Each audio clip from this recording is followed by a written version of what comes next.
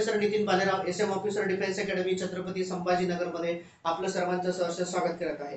विद्यार्थी मित्रांनो, तुम्ही जर आपल्या चॅनलवरती नवीन असाल तर आपल्या चॅनलला सबस्क्राइब करायला विसरायचं नाहीये, जेणेकरून एनडीए त्याच्यानंतर आर्मी, नेव्ही, एअरफोर्स, एसपीआय, जीएसपीआय बद्दल नवीन नवीन अपडेट जे आहेत ते तुमच्यापर्यंत पोहोचतील। बघा विद्यार्थी मित्रांनो, आजचा जो व्हिडिओ आहे तो एक खास विषयावरती आहे आणि आजचा जो व्हिडिओ आहे की एनडीएचं जे प्रिपरेशन आहे ती कुठून सुरू करायला पाहिजे, एनडीएची तयारी कशी करायची आहे, ही संपूर्ण इन्फॉर्मेशन जी आहे ती आजच्या व्हिडिओमधून आपण बघणार आहोत। चला तर मग वेळ वाया न घालवता सुरुवात करूया आजच्या व्हिडिओला। जय हिंद विद्यार्थी मित्रांनो। बघा विद्यार्थी मित्रांनो, काय आहे की सगळ्यात महत्त्वाची गोष्ट आहे की आता 10वीचा रिझल्ट जो आहे तो 10वीचा रिझल्ट लागलेला आहे। त्याच्यानंतर सीबीएसईचा रिझल्ट लागला, अजून स्टेट बोर्डचा रिझल्ट यायचा बाकी आहे आणि लगेच तो रिझल्ट आता येणार आहे। तर विद्यार्थी मित्रांनो की बघा 11वी त्याच्यानंतर 12वी स्टुडंटसाठी एनडीएचं प्रिपरेशन कुठून करायला पाहिजे, त्याच्यानंतर सुरुवात कशी करायला पाहिजे याची सखोल माहिती आपण आज बघत आहोत। बघा विद्यार्थी मित्रांनो, आता एनडीएचं प्रिपरेशन म्हटल्याच्या नंतर सगळ्यात महत्त्वाची गोष्ट येते की आपल्याला सगळ्यात अगोदर आपण हे पॉइंट टू पॉइंट बघणार आहोत की पहिला पॉइंट काय असेल, दुसरा पॉइंट काय असेल, तिसरा पॉइंट काय असेल आणि चौथा पॉइंट काय असेल।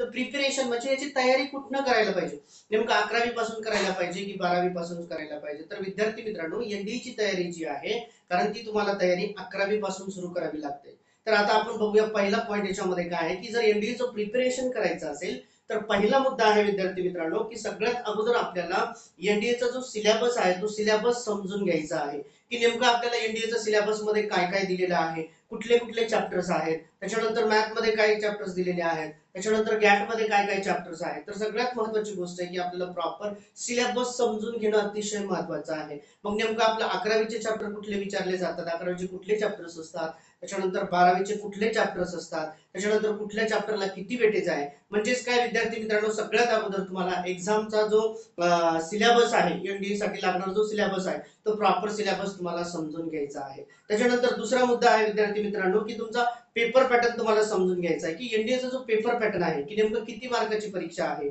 मॅथमॅटिक्सला किती मार्क्स दिलेले आहेत, त्याच्यानंतर गॅट मध्ये कुठल्या कुठल्या सब्जेक्टला किती किती वेटेज दिलेला आहे, गॅट किती मार्काचा आहे। तर हे सगळं पेपर पॅटर्न तुम्हाला समजून घ्यायचा आहे विद्यार्थी मित्रांनो।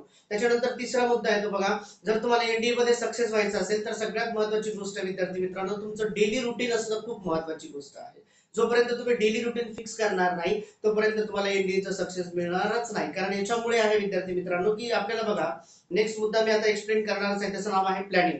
तर डेली रुटीन मध्ये काय काय करायचं आहे तुम्हाला की आता तुम्हाला समजा एनडीए मध्ये जायचं आहे, आर्मी, नेव्ही, एअरफोर्स मध्ये ऑफिसर व्हायचं तर तुमचा फिजिकल फिटनेस जो आहे तो अतिशय महत्त्वाचा आहे। मग आता फिजिकल फिटनेस साठी आपल्याला काय करायचं आहे, ग्राउंड करायचं आहे काय, येस 100% तुम्हाला ग्राउंड सुद्धा कंपल्सरी एव्हरी डे न चुकता करायचंय, रनिंग करायची आहे। त्याच्यानंतर तुमचं नॉर्मल पीटी वगैरे असेल, काही जे काही तुम्ही एक्सरसाइज करता ती पण रनिंग कंपल्सरी तुम्हाला विद्यार्थी मित्रांनो करायची आहे। कारण आपण आर्मी, नेव्ही, एअरफोर्स मध्ये ऑफिसर बनण्यासाठी जात आहोत आणि आपल्याकडे फिजिकल फिटनेस जर नसेल तर ते पॉसिबल नाही। तर विद्यार्थी मित्रांनो डेली रुटीन ठेवणं गरजेचं आहे। आता डेली रुटीन मध्ये काय आहे की सगळ्यात अगोदर आपण सांगितलं मी तुम्हाला की बाबा तुमचं डेली रुटीन मध्ये तुमचा फिजिकल फिटनेस मेंटेन करण्यासाठी तुम्हाला एक्सरसाइज, रनिंग वगैरे करणं इम्पॉर्टंट आहे।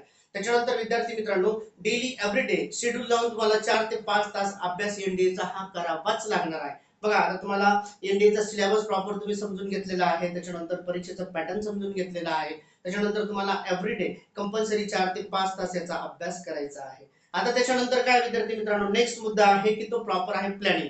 आता बघा आपल्याला कुठलंही काम करायचं असेल, कुठलाही प्रोग्राम असेल, तो सक्सेस करण्यासाठी आपण काय करतो, आपलं गोल अचीव करण्यासाठी आपण काय करतो की आपलं प्रॉपर प्लॅनिंग असलं पाहिजे की डेली एव्हरी डे माझं शेड्यूल काय असेल, कुठल्या सब्जेक्टला किती वेटेज आहे, कुठले कुठले चॅप्टर्स इम्पॉर्टंट आहे, या सगळ्या गोष्टीचं तुम्हाला एक प्रॉपर प्लॅनिंग करून ठेवायचं आहे।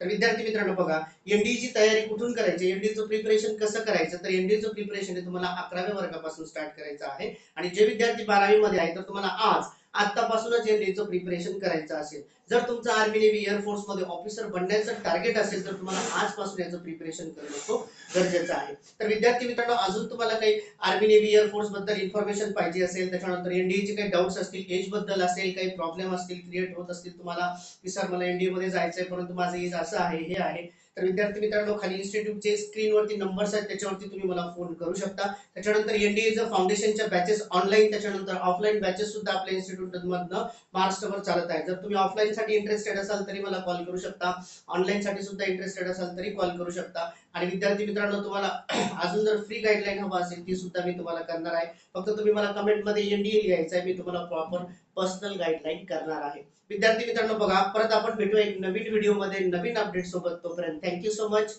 जय हिंद.